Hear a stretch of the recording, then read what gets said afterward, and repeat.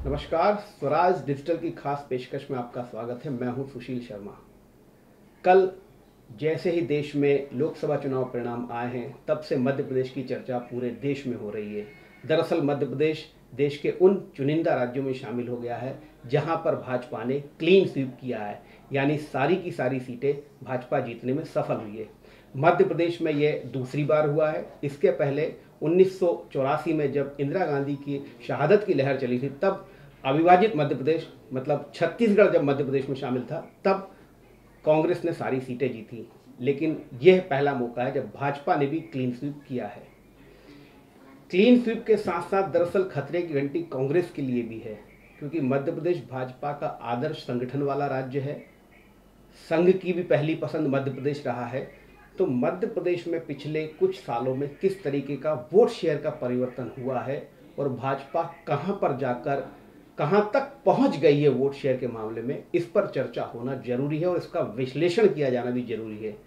क्योंकि यह अगर यही स्थिति बनी रहती है तो कांग्रेस के लिए सीटें जीतना न केवल मुश्किल होगा, बल्कि वोट बैंक को भी बनाए रखना भी एक बड़ी चुनौती होगा।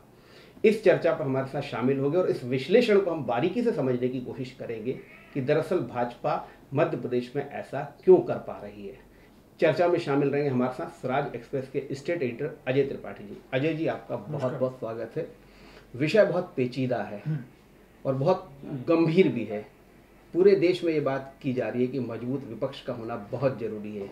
तो ये मध्य प्रदेश पर भी लागू होता है। लेकिन जिस तरीके का चुनाव परिणाम आया, क्लीन स्वीप, जिस पर हमने कल चर्चा भी की थी, इसका और बारीक विश्लेषण आ गया है और जो ये कहता है कि मध्य प्रदेश में कांग्रेस 35% से भी कम वोट की तरफ जा चुकी है और भाजपा 65, कई जगहों पर 68 और कुछ जगहों पर 75+ भी वोट शेयर हुआ है। तो ये क्या कांग्रेस के लिए बड़ी खतरे की घंटी है और इसकी सबसे बड़ी वजह क्या है? सरकार, डबल इंजन की सरकार पूरे देश में थी, लेकिन वैसा माहौल नहीं बना। मध्य प्रदेश में भी डबल इंजन की सरकार ने क्या गजब कर दिया, जो राजस्थान में भी नहीं हुआ, जो यूपी में भी नहीं हुआ, जो छत्तीसगढ़ में भी नहीं हुआ और जो गुजरात में भी नहीं हुआ। सुशील जी, मुझे लगता है कि ये डबल इंजन की सरकार का कमाल नहीं है, क्योंकि अगर डबल इंजन की सरकार का कमाल होता तो भाजपा शासित बहुत सारे राज्य हैं, वहाँ ऐसा परिणाम निकलता है। मुझे लग रहा है कि इस संगठन ने ये बड़े शानदार तरीके से टारगेटेड वे में काम किया है, एक रणनीति के तहत काम किया। और ये काम आज से नहीं शुरू किया, बल्कि लंबे समय से काम शुरू किया। उसने टारगेट किया था कि उसे कैसे काम करना है। सरकार चूंकि बीजेपी की यहाँ भी थी, केंद्र में थी, तो संगठन को राज्य सरकार का, केंद्र सरकार का, केंद्रीय नेतृत्व का लगातार समर्थन मिलता गया और स्वाभाविक रूप से वो समर्थन की दम पर पार्टी आगे बढ़ी और पार्टी ने वो कर दिखाया जिसकी कल्पना हम लोग भी नहीं कर पा रहे थे। हम लोग भी 27-28 सीटें ही दे पा रहे थे, क्योंकि जिस तरह का माहौल मध्य प्रदेश का है, जिस तरह का पॉलिटिकल सिनेरियो मध्य प्रदेश का, जिस तरह की डेमोग्राफी मध्य प्रदेश की है, जिस तरह की जियोग्राफी मध्य प्रदेश की है, उसमें ये उम्मीद कम लग रही थी कि क्लीन स्वीप की क्लब में मध्य शामिल हो पाएगा। लेकिन भाजपा ने ये कर दिखाया और स्वाभाविक रूप से, निश्चित रूप से, एक कई बार ये कह सकते हैं कि अगर इसकी जगह, मुझे लग रहा है, मेरा अपना व्यक्तिगत ये है कि अगर आज BD शर्मा के स्थान पर एक बहुत मैच्योर 4-5 बार का जो सांसद रहा हो, बड़ा नेता रहा हो, ऐसा कोई अगर होता अध्यक्ष, तो मुझे लग रहा है कि ये अचीवमेंट नहीं होता। ये आप बहुत उलट बात कह रहे हैं। इसलिए नहीं होता कि वो 50 कैलकुलेशन करता कि ऐसा नहीं हो तो ऐसा हो जाएगा, ऐसा कर देंगे, ऐसा होगा। BD शर्मा की टीम ने बिना किसी आगे पीछे सोचे ये करना है, टारगेटेड, ये अचीव करना, बिना इफ और बट के, बिना इफ और बट के टारगेट के साथ ये करना है। जुनून और जिद, जज्बा जिसे कहते हैं। हमको आपसे सपोर्ट चाहिए, राज्य सरकार से कहा, हमको आपको सपोर्ट चाहिए, ये भी केंद्रीय नेतृत्व से कहा, ये मुख्यमंत्री जी से कहा, और उस सपोर्ट को उन्हें लिया जी। भले ये कहें कि BD शर्मा ने बीजेपी को अखिल भारतीय विद्यार्थी परिषद की प्रयोगशाला बना दिया और उसी प्रयोगशाला का ये दम था, इतनी बड़ी सफलता मिल गई। अगर मुझे लग रहा है कि थोड़ी मेच्योरिटी होती बीजेपी के अध्यक्ष में, तो इफ बट किंतु परंतु लेकिन रिश्ते नाते तमाम चीजें आ जाती और ये सफलता नहीं मिलती। बिल्कुल सही कह रहे हैं। वैसे वोट शेयर की मैं बात से समझूंगा, लेकिन थोड़ा सा वोट शेयर के बारे में मैं जरूर आपसे डिस्कस करूंगा। आखिर वोट शेयर के कितने मायने, क्योंकि हमने देखा है कि जब तमिलनाडु में बीजेपी का वोट शेयर बढ़ रहा था तो भाजपा की उम्मीदें बढ़ रही थी। सीट भले नहीं आ रही थी, लेकिन आशा जाग रही थी।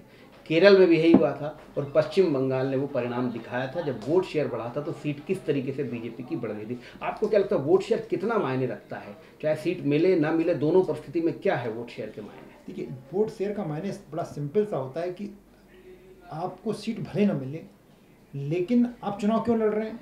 पॉलिटिकल पार्टियां चुनाव इसलिए लड़ रही हैं अनजान जगह पे, बल्कि एक नए कि हम जैसे हम खेती करते हैं, खेती जब आप करते हैं तो उसको बार बार खेती की बुआई होती है, जुताई होती है, फिर कई बार फसल नहीं होती, फिर मिट्टी पलटी जाती है, ये एक प्रक्रिया है।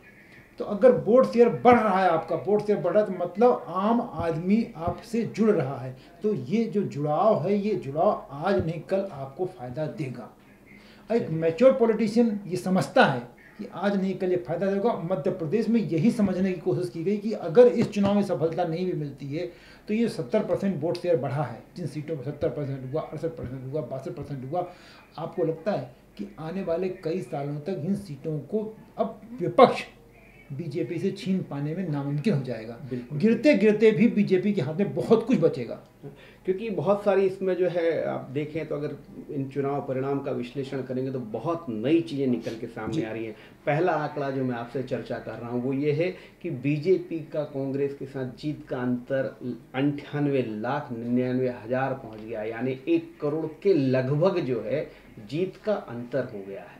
ये एक बहुत बड़ी उपलब्धि। दूसरा, अगर हम इनको सीटों को विभाजित करके भी देखें तो सामान्य वर्ग की 19 सीटें हैं, अनुसूचित जाति की 4 सीटें और अनुसूचित जनजाति की 6 सीटें मध्य प्रदेश में। इन सीटों पर भी यदि वोट शेयर देखा जाए तो बीजेपी का पिछले चुनाव के मुकाबले बढ़ रहा है।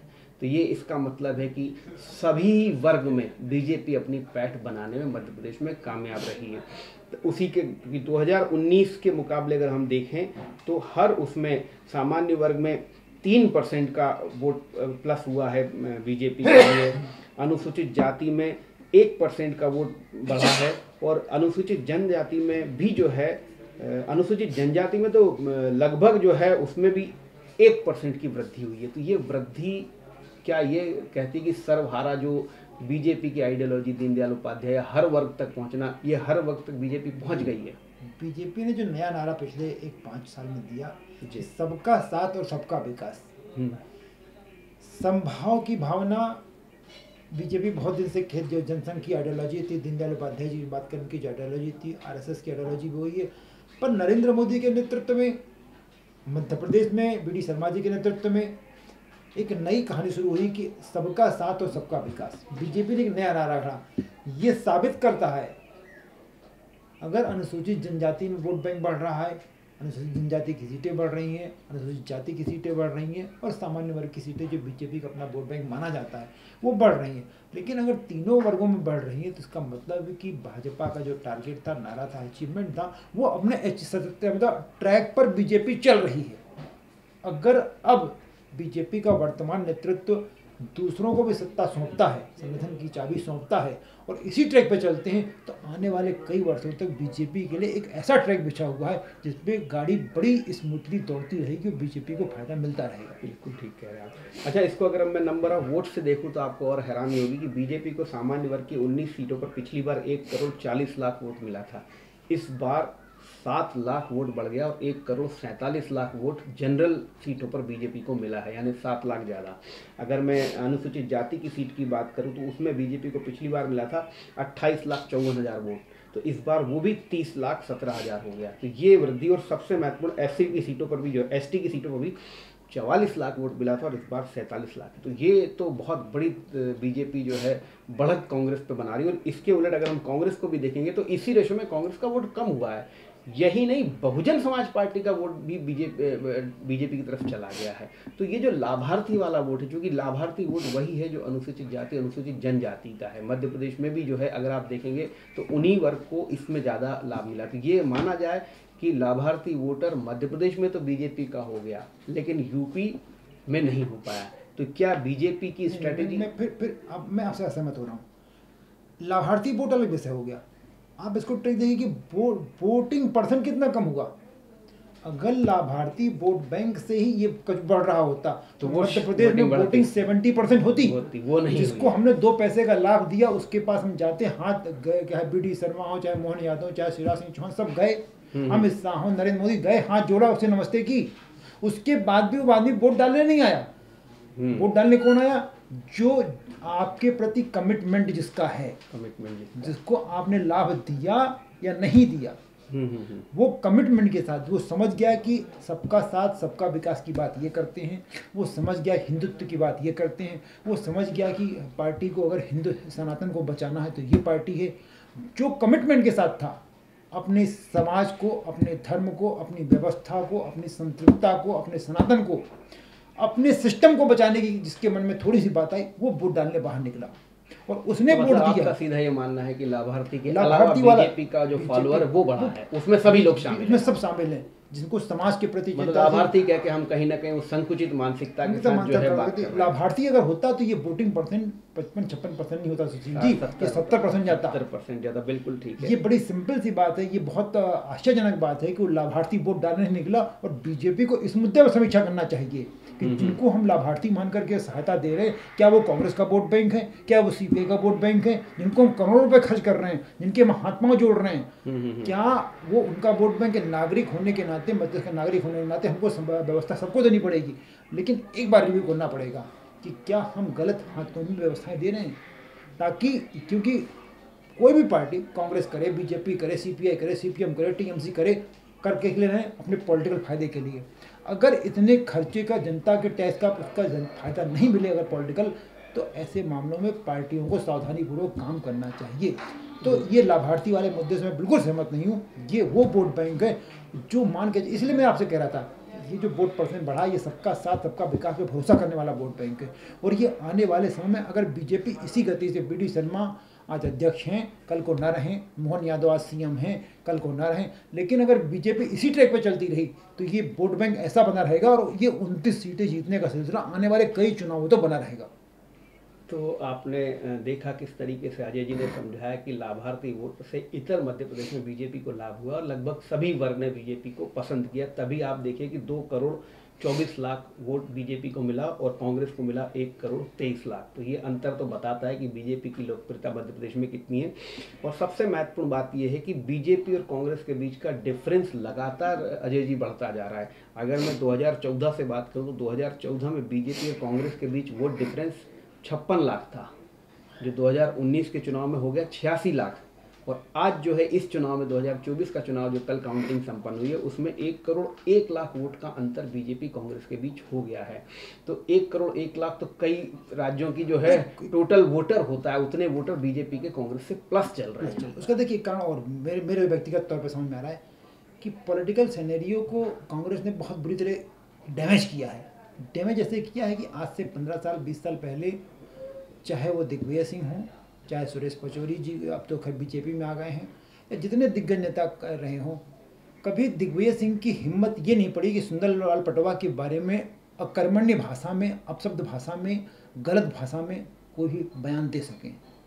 कभी माधवराव सिंधिया जितने बड़े नेता हुआ करते थे, कभी उनकी इतनी हिम्मत नहीं हुआ करती थी कि उस ज़माने के बड़े नेताओं, चाहे सुंदरलाल पटवा हो, वीरेंद्र कुमार सकलेचा जी हों या NK सेजवलकर साहब हों, उनके बारे में कोई अनर्गल टिप्पणी कर सके।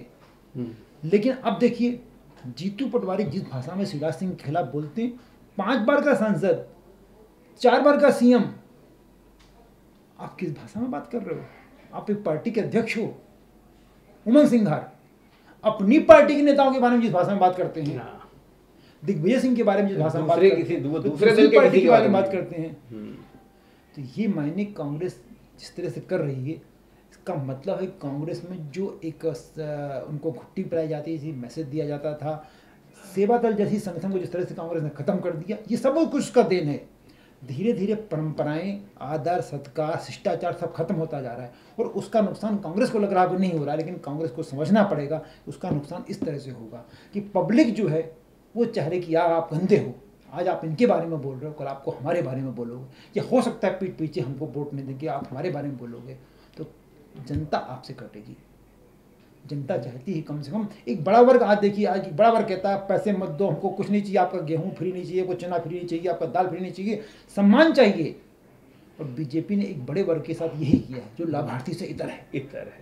बिल्कुल ठीक है। अजय जी ने बहुत अच्छे से समझाया, लेकिन कांग्रेस के लिए फिर भी एक बड़ी चुनौती बनी रहेगी, क्योंकि देखिए जीत हार उतनी मायने नहीं रखती जितनी मायने ये रखती है कि आपका वोट शेयर कितना कम कितना ज़्यादा है। आप अपने अपोजिशन वाली पार्टी, आपकी जो कॉम्पिटिटर पार्टी है, उसके और आपके बीच में वोट का अंतर कितना है। तो ये 1 करोड़ का अंतर हो जाना एक बहुत बड़ी कांग्रेस के लिए चुनौती, क्योंकि इस 1 करोड़ वोट के लिए बीजेपी तो प्रयास कर चुकी है इस गैप को बड़ा करने में। तो मैंने अभी अजय जी के सामने आंकड़े बताए भी, 2014 से लेकर 2024 के बीच में लगभग 40 लाख का गैप बढ़ गया है। यानी 1 करोड़ 1 लाख के आसपास अगर अब बीजेपी पहुंच गई आप अंतर में, तो इस अंतर को पाटने के लिए कांग्रेस को बहुत अथक मेहनत करनी होगी।